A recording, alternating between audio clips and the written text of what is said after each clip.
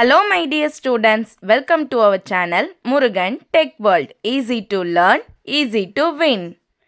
இந்த வீடியோவில் நம்ம என்ன பார்க்க போகிறோம் அப்படின்னா subject code CS25C01 computer programming C சப்ஜெக்டில் இன்ட்ரோடக்ஷன் டு சி தான் பார்க்க போகிறோம். ஆல்ரெடி ப்ரீவியஸ் செஷன் வீடியோஸில் சிலபஸ் சொல்லியிருப்பேன். நெக்ஸ்ட் வீடியோவில் கம்ப்யூட்டர் ப்ரோக்ராமிங்னா என்ன அப்படின்னு சொல்லி உங்களுக்கு தெளிவாக சொல்லி கொடுத்துருப்பேன். ஓகேவா? ஏன்னா ஏன் படிக்க போகிறோம், எதுக்காக படிக்க போகிறோம், இதில் பற்றி என்னன்னு முதல் உங்களுக்கு தெரியணும்ல. நிறைய பயோமேக்ஸ் ஸ்டூடெண்ட்ஸ், அதர் டிபார்ட்மெண்ட் ஸ்டூடெண்ட்ஸ்லாம் இருப்போம். நமக்கு ஃபஸ்ட்டு கம்ப்யூட்டர்னாலே என்னன்னு தெரியாமலாம் இருக்கும்ல. ஸோ கம்ப்யூட்டர்னா என்ன, ப்ரோக்ராமிங் என்னன்னு எல்லாமே உங்களுக்கு ப்ரீவியஸ் செஷன் வீடியோவில் சொல்லியிருக்கேன். பார்க்கல அப்படின்னா மறக்காம டிஸ்கிரிப்ஷனில் பிளேலிஸ்டோட லிங்க் கொடுக்குறேன், செக் பண்ணி பாருங்க. அப்போதான் நெக்ஸ்ட் போகிறப்போ உங்களுக்கு கண்டினியூவேஷன் ஈஸியாக இருக்கும். ஓகேவா? இப்போ பார்க்கலாமா நெக்ஸ்ட் டாபிக். இப்போ என்ன பண்ண போகிறோம் அப்படின்னா கம்ப்யூட்டர்னா என்னன்னு பார்த்தோம், நெக்ஸ்ட் என்ன பார்த்தோம், ப்ரோக்ராமிங்னா என்னன்னு பார்த்தோம். இப்போ அதில் இருக்க ஒரே ஒரு லெட்டர், இந்த சி தான் இந்த சப்ஜெக்ட் ஃபுல்லாகவே படிக்க போறீங்க. அந்த ஒரு லெட்டருக்கு அர்த்தம் என்ன, அந்த சீனா என்னதான்ப்பா, நமக்கு தெரிஞ்சது ஏபிசி அப்படின்னு தெரியுது. அந்த சீனா என்ன அப்படின்றத பத்தி தான் இந்த வீடியோல நான் உங்களுக்கு சொல்லி தர போறேன். சரி பார்க்கலாமா? ஃபர்ஸ்ட் இன்ட்ரோடக்ஷன் டு சி, சியை பத்தி சொல்ல போறேன். சி அப்படின்னா இட் இஸ் அன் இம்பார்ட்டன்ட் ஒரு ப்ரோக்ராமிங் லாங்குவேஜ் அப்படின்னு சொல்லுவோம். ஆல்ரெடி ப்ரோக்ராம்னா என்னன்னு சொன்னேன், it is an instruction given to the computer to done some task. Okay, ஒரு டாஸ்க்கை செய்ய சொல்ற வைக்கிறதுக்காக நான் கொடுக்குற இன்ஸ்ட்ரக்ஷனை தான் நான் ப்ரோக்ராம்னு சொல்றேன். அந்த ப்ரோக்ராம் ஒரு ஸ்பெஷல் லாங்குவேஜ்ல எழுத வைக்க போறது தான் ப்ரோக்ராமிங் லாங்குவேஜ். அதுல டிஃப்ரெண்ட் டைப் ஆஃப் லாங்குவேஜ் இருக்கு. Python, Java, C++, HTML, CSSன்னு. அதுல ரொம்ப ரொம்ப ரொம்ப இம்பார்ட்டன்டா ஒரு லாங்குவேஜ் இருக்குன்னா அதுதான் இந்த சி லாங்குவேஜ் அப்படின்னு சொல்லுவோம். அப்ப சின்றது என்ன, one of the programming language தான் நம்ம சின்னு சொல்றோம். ஓகேவா? It is a general purpose, காமனா எல்லா வகையான வேலையும் செய்ய வைக்கிறதுக்கு ஒரு சிஸ்டம் கிட்ட சொல்றதுக்கு இருக்க one of the general purpose language தான் இந்த சி. இத ஹை லெவல் ப்ரோக்ராமிங் லாங்குவேஜ் அப்படின்னு சொல்றோம். ஆல்ரெடி நான் சொல்லிட்டேன் ப்ரீவியஸ் வீடியோல, நம்ம பார்க்கறப்பே low level, high level, specific பர்பஸ்ல ஹை லெவல் லாங்குவேஜ் தான் சின்னு பார்த்தோம். இதை யார் முதல்ல கண்டுபிடிச்சா, டெவலப் பண்ணா, இந்த லாங்குவேஜ் ரைட் பண்ணானா டென்னிஸ் ரிச்சின்றவங்க 1972ல அட் பெல் லெபார்டரிஸ் அப்படின்ற இடத்துல தான் இந்த சி லாங்குவேஜை ஃபர்ஸ்ட் இன்ட்ரோடக்ஷன் கொடுத்திருக்காங்க. ஓகேவா? இது முதல்ல டெவலப் பண்ணது ஃபர்ஸ்ட் கிரியேட் பண்ணது எப்படி அப்படின்னா யுனிக்ஸ் ஆப்ரேட்டிங் சிஸ்டம்ல மட்டும்தான் ஒர்க் ஆச்சு. அதுக்கப்புறம் எல்லா ஆப்ரேட்டிங் சிஸ்டம்லயும் ஒர்க் ஆக ஆரம்பிச்சிருச்சு. ஓகேவா? ஆப்ரேட்டிங் சிஸ்டம் அப்படின்னா என்ன, நான் உங்களுக்கு கம்ப்யூட்டர் சொன்னப்ப இது ஒன்று சொல்ல மறந்துட்டேன். ஓகேவா? உங்க உடம்பு இருக்கு, பாடி இருக்கு. ஸோ இந்த ஹியூமன் பாடி ரன் ஆகணும் அப்படின்னா நம்மளுடைய ஹார்ட் பம்ப் ஆகணும். கரெக்டா? ஹார்ட் ஒர்க் ஆனா மட்டும்தான் நம்ம ஹியூமன் பாடி ஒர்க் பண்ண முடியும். அந்த ஹார்ட் இல்லை அப்படின்னா ஒண்ணுமே செய்ய முடியாது. அதே மாதிரி தான் ஒரு கம்ப்யூட்டர் இருக்கு, அதுல நிறைய ஹார்ட்வேர்ஸ் இருக்கு, சாஃப்ட்வேர் இருக்குன்னா எல்லாமே இருக்கு. ஆனா அது ஒர்க் ஆகணும் அப்படின்னா எனக்கு ஹார்ட் பம்ப் ஆகணும்ல. அதே மாதிரி இந்த ஓஎஸ், ஆப்ரேட்டிங் சிஸ்டம், அந்த கம்ப்யூட்டரை ஆப்ரேட் பண்றதுக்கு, இயங்க வைக்கிறதுக்கான ஒன் ஆஃப் த சிஸ்டம் தான் இந்த ஆப்ரேட்டிங் சிஸ்டம். இந்த ஆப்ரேட்டிங் சிஸ்டம் இல்லை அப்படின்னா நம்ம என்ன பண்ண முடியாது, ஒரு சிஸ்டமை ரன் பண்ண வைக்க முடியாது. இதுதான் ஆப்ரேட்டிங் சிஸ்டம்னு சொல்லுவோம். இதுல யூனிக்ஸ், லினக்ஸ், விண்டோஸ், மேக் இதெல்லாம் இருக்கு. பேசிக்கா நீங்க என்ன யூஸ் பண்றீங்க, நம்ம மொபைல்லாம் ஆண்ட்ராய்டு யூஸ் பண்ற மாதிரியே நம்ம என்ன பண்ணுவோம், சிஸ்டம்ல விண்டோஸ் தான் நிறைய யூஸ் பண்ணுவோம். ஓகே, ஸோ இப்போ ஒரு இம்பார்ட்டன்டான வேர்ல்ட் வைடு இருக்க ஒரு ஆஃப் த லாங்குவேஜ் அப்படின்னா அது சி லாங்குவேஜ் தான். பிகாஸ் இது ரொம்ப சிம்பிளான லாங்குவேஜ், ஈஸியான லாங்குவேஜ், ஃபிளெக்சிபிள் அப்படின்னா நமக்கு வேணுன்ற மாதிரியெல்லாம் யூஸ் பண்ணிக்கலாம், எஃபிஷியன்ட்டாகவும் இருக்கும். ஓகே, தென் வை லேர்ன் சி, எதுக்காக நான் சி படிக்கணும்? ஏன்னா சினா என்னன்னு தெரிஞ்சிருச்சு.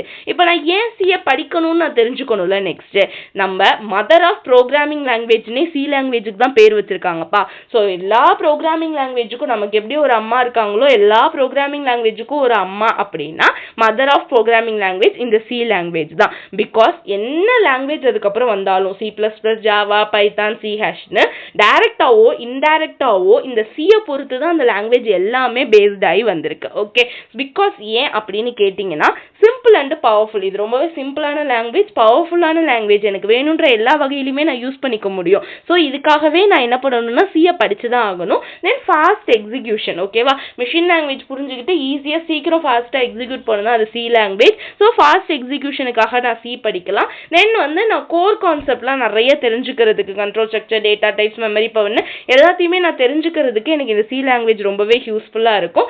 இன்னொரு இம்பார்ட்டன்ட் திங் என்ன அப்படின்னா மற்ற எல்லா லாங்குவேஜுக்கும் அடித்தளமாக ஒரு பேஸ்மெண்ட்டாக, ஒரு பில்டிங்க்கு எப்படி பேஸ்மெண்ட் ஃபவுண்டேஷன் அதான் முதல்ல இருக்கும், அதே மாதிரி மற்ற எல்லா ப்ரோக்ராமிங் லாங்குவேஜும் கற்றுக்கிறதுக்கு ஒரு ஃபவுண்டேஷன் ஃபவுண்டேஷனாக இருக்கிறது இந்த சி லாங்குவேஜ் தான். அப்போது நான் இந்த சி லாங்குவேஜ் தான் மெயினாக ஃபஸ்ட்டு கற்றுக்கணும். அதனால தான் உங்களுக்கு ஃபர்ஸ்ட் இயரில் ஃபஸ்ட்டு செமஸ்டரில் இந்த சி லாங்குவேஜை பற்றி சொல்ல வராங்க. ஓகே, ஸோ என்னென்னு பார்த்துட்டோம், சீனா என்னென்னு பார்த்துட்டோம், ஏன் சியை படிக்கணும்னு பார்த்துட்டோம். இப்போ அந்த சி லாங்குவேஜில் இருக்க ஃபீச்சர்ஸ்லாம் என்னென்னு பார்க்கலாமா?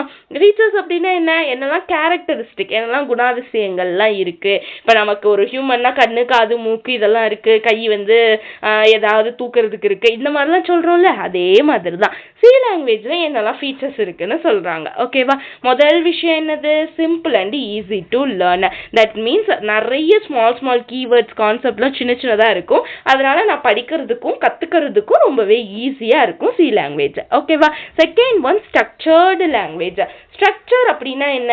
ஒரு ஹியூமன் பாடி எப்படி இருக்கணும்? தலை இருக்கணும், 2 கை இருக்கணும், 2 கால் இருக்கணும், 2 கண் இருக்கணும், ஒரு மூக்கு இருக்கணும். இந்த மாதிரி சம் ஸ்ட்ரக்சர் நான் கொடுக்குறேன்ல, இப்படிலாம் இருந்து இது ஒவ்வொன்றும் ஒவ்வொரு வேலை செஞ்சாதான் என்னால் ஒரு ஹியூமன் பாடி முழுசாக வந்து செயல்பட முடியும். அதே மாதிரி ப்ரோக்ராமுக்கு சின்ன மாடியூல்ஸ் கொடுத்து அது ஒவ்வொன்றுக்கும் ஒவ்வொரு ஃபங்க்ஷன் கொடுத்து இதெல்லாம் ஒன்று சேர்ந்து ஒரு ஒர்க் பண்ணாதான் ஒரு டாஸ்க்கை சிஸ்டமால பர்ஃபார்ம் பண்ணி கொடுக்க முடியும். இதை வந்து நமக்கு ப்ராப்பராக ஒர்க் பண்ண வைக்கிறது தான் இந்த ஸ்ட்ரக்சர் லாங்குவேஜ் அப்படின்னு சொல்கிறோம். ஓகேவா?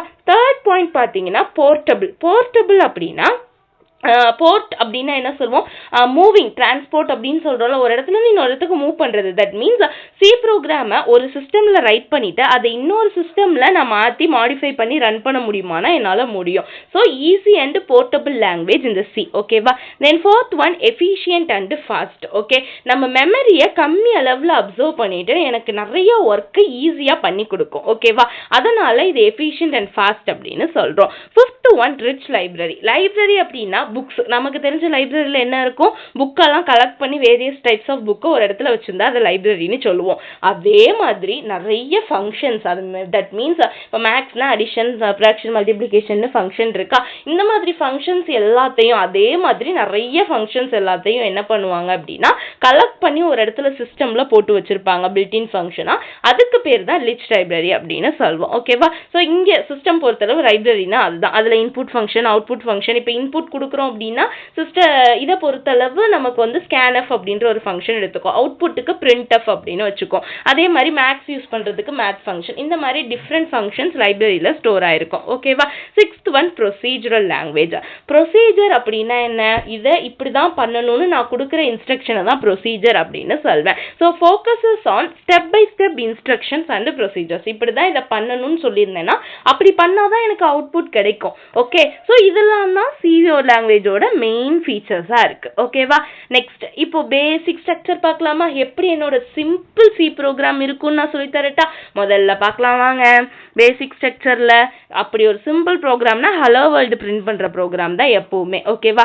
முதல்ல இந்த டபுள் லைன் போட்டு எழுதுறேன் பார்த்தீங்களா, இதுக்கு பேர், இந்த டபுள் ஸ்லாஷ் போட்டு எழுதுறதுக்கு பேர் நம்ம கமெண்ட்ஸ் அப்படின்னு சொல்லுவோம். இப்போ ஒரு வீடியோ கீழே கமெண்ட் பண்ணுங்க அப்படின்னா அது என்னன்னு நீங்கள் தெரிஞ்சுக்கிறீங்க, நான் தெரிஞ்சுக்கிறேன், அதுக்காக மட்டும்தான் அந்த கமெண்ட் யூஸ் ஆகுது.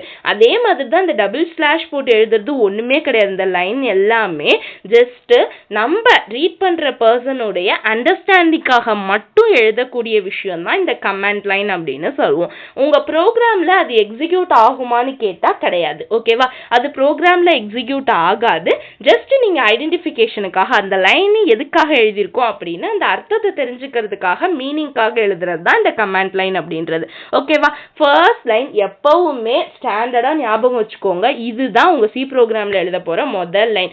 ஹேஷ் இன்க்ளூட் stdio.h அப்படின்னு சொல்லுவோம். ஓகேவா? அந்த less than simple greater than சிம்பிளுக்கு இடையில stdio.hன்னு சொல்லுவோம். stdனா ஸ்டாண்டர்ட் அப்படின்னு அர்த்தம், IOனா இன்புட் அவுட்புட் அப்படின்னு அர்த்தம். Standard input output library. That means input function அந்த ஸ்கேன்எஃப் இதெல்லாம், அவுட்புட் ஃபங்க்ஷன் பிரிண்ட்எஃப் எல்லாம் ஆல்ரெடி பில்டின்னா என்ன பண்ணியிருப்பாங்கன்னா லைப்ரரியில் ப்ரீ பிளான்டாக ஸ்டோர் பண்ணி வச்சுருப்பாங்க. அதை ஜஸ்ட் நான் இன்க்ளூட் பண்ணால் போதும். இன்க்ளூட்னா உள்ளே சேர்த்தா போதும், அது ஆட்டோமேட்டிக்காக ரன் ஆகும். அதுக்காக நான் எழுதக்கூடிய லைன் தான் இந்த ஹேஷ் இன்க்ளூட் stdio.h அப்படின்றது. இந்த மாதிரி ஒவ்வொரு ப்ரோக்ராமுக்கும் போக போக நம்ம நிறைய லைப்ரரிஸை இன்க்ளூட் பண்ணலாம். பட் எல்லா ப்ரோக்ராம்லையும் கம்பல்சரி இருக்க வேண்டிய ஒரு லைன் அப்படின்னா இந்த ஹேஷ் இன்க்ளூட் stdio.h. இதுக்கு பேர் ப்ரீ ப்ராசஸர் டைரக்டிவ். முன்கூட்டியே நான் என்ன செய்யணும் அப்படின்னு நான் சிஸ்டம் கிட்ட சொல்றது தான் ப்ரீ ப்ராசஸர் டைரக்டிவ் அப்படின்னு சொல்லுவோம். ஓகேவா? செகண்ட் லைன் பார்த்தீங்கன்னா இன்ட் மெயின்.